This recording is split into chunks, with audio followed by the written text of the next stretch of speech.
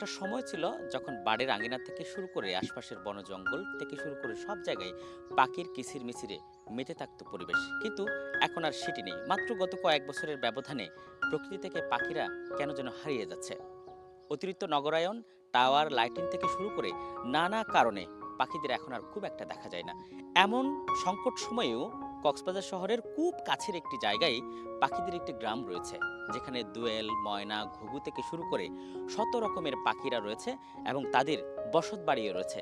আমরা আজকে কক্সবাজার শহরের দরিয়ানগরের যে ঝিরি রয়েছে সেখানে আসি, যেখানে পাখিদের গ্রাম রয়েছে এবং সেখানে পাখিরা যে খাড়া পাহাড় রয়েছে সেই খাড়া পাহাড়ের ভাঁজে ভাঁজে তাদের যে বসত বাড়ি সেটি তৈরি করেন এবং নিচে ঝিরিতে এসে পানি পান করেন। সাথে ঝিরি থেকে পোকামাকড় সংগ্রহ করে তাদের তাদের খাদ্য সংগ্রহ করেন এবং সেখান থেকে খাদ্য সংগ্রহ করার পর বিশ্রামের জন্য পাহাড়ের উপর যে গাছপালা রয়েছে সেখানে গিয়ে তারা বিশ্রাম নেয়। আর এই পাখিদের গ্রাম যিনি দেখাশোনা করেন, অর্থাৎ পাখিদের যে বন্ধু রয়েছে, তার নাম আহমেদ গিয়াস, একজন নিবৃত্তচারী সাংবাদিক।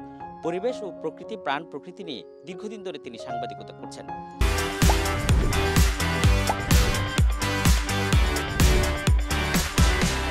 তিনি এই পাখিদের গ্রামকে ঘিরে তার যে বসত বাড়ি এবং তার যে বসতি, সেখানে তিনি পাখিদের নিয়মিত দেখভাল করেন। প্রতিদিন নতুন নতুন পাখি দেখেন, পাখিদের সাথে গল্প করেন। কেউ যদি পাখিদের আক্রমণ করতে আসেন, তিনি দাঁড়িয়ে যান এবং পাখিদের রক্ষা করতে গিয়ে ইতিমধ্যে রক্তাক্ত হয়েছিলেন তিনি।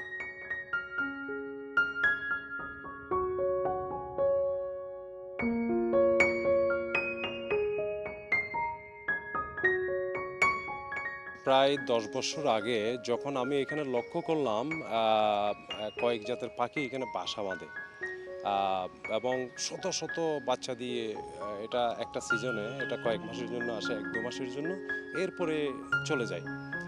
আহ, কিন্তু আমি এখানে গ্রামের ছেলেপিলেদের কাছে দেখতে পেলাম যে এখানে মানে অন্তত এই শখানেক বাচ্চা ছেলের হাতে গুলতি, তারা পাখি শিকার করে।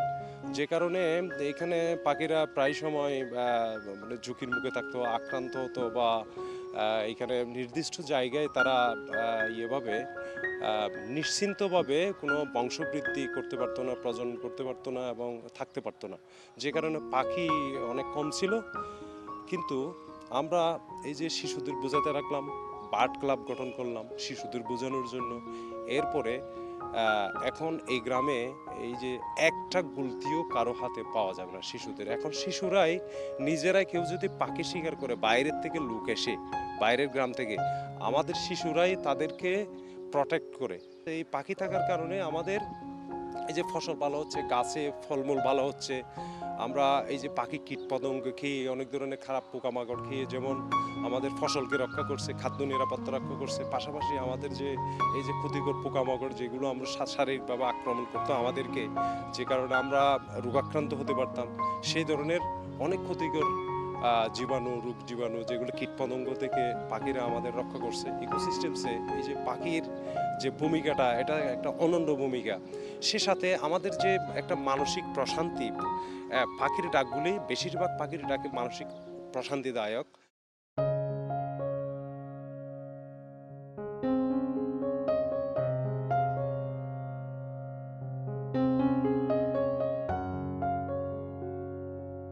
এখানে আপনি কত ধরনের পাখি দেখতে পান এবং বিশেষ করে কোন কোন সময় থেকে কোন কোন সময় পর্যন্ত, দিনের অথবা মৌসুমের কোন কোন সময় পর্যন্ত আপনি পাখি দেখতে পান এখানে? এখানে ব্যাপক আকারের যদি পাখির কথা বলি, তাহলে আমি দেখি যে দেশি পাখির মধ্যে চড়ুই, ময়না, ৬ জাতের ময়না, ৬ জাতের ময়নার মধ্যে ৫ জাতের ময়না কিন্তু এখানে ব্রিড করে। আহ, তারপর বাতাসি পাখি, এটা ব্যাপক আকারে করে, এটা পৃথিবীর তৃতীয় দ্রুততম পাখি, খুব আমোদে পাখি। তারপর হচ্ছে সুঁইচূড়া পাখি, যেটাকে বিটার বলে, এখানে লোকাল ভাষায় মেট্টা হন্দুরা, এইটা ব্যাপকভাবে বংশবৃদ্ধি করে। আহ, এই সময়ে, অর্থাৎ এই যে নভেম্বর, ডিসেম্বর বা ফেব্রুয়ারির মাঝামাঝি পর্যন্ত বাতাসি পাখি ব্যাপকভাবে এখানে বংশবৃদ্ধি করে, প্রজনন করে। এরপরে আছে সুইচূড়া। এদের সাথে কয়েক প্রজাতির, এই যে ৫ প্রজাতির, যে ৬ প্রজাতির শালিক, তার মধ্যে এই যে এক প্রজাতির শালিক ২ মাস পর পর এসে এখানে ব্রিড করে সারা বছরই। আমরা তো দেখি হলো শহরের আশপাশে আরো বেশ কয়েকটি পাহাড় রয়েছে, বন রয়েছে, সেখানে খুব একটা পাখি দেখা যায় না। এখানে পাখিরা এসে বাসা বাঁধার বা দিনের পর দিন যে তাদের বসতিটা আরো বৃদ্ধি করার কারণ। পাখিরা আসলে চায় যে প্রথমত চায় যে নিরাপত্তা। যদি দেখে এরা কোথাও বাসা বাঁধার আগে এটা অন্তত 15 দিন ধরে এরা ওই এলাকাটা জরিপ করবে। তো জরিপ করে দেখবে তার সিকিউরিটি কতটুকু। যদি দেখে যে এখানে তার এলাকাটা সিকিউরড, তখন সে সয়েল টেস্ট করবে, তারপর এখানে গর্ত করবে, যদি উপযুক্ত হয় সেখানে তাহলে সে ডিম পাড়বে। তো এখন আমি এটা ট্রেডিশনালি আমরা দেখে আসছি যে 10 বছর ধরে বেশ কিছু পাখি এখানে বাসা বাঁধে। তো এটাকে নিরাপত্তা দেওয়ার পরে এই পাখি তো আসেই, আরও বেশ কিছু অনেক জাতের পাখি আমি জীবনে যেসব পাখি দেখি নাই সেখানে এসব পাখি দেখি।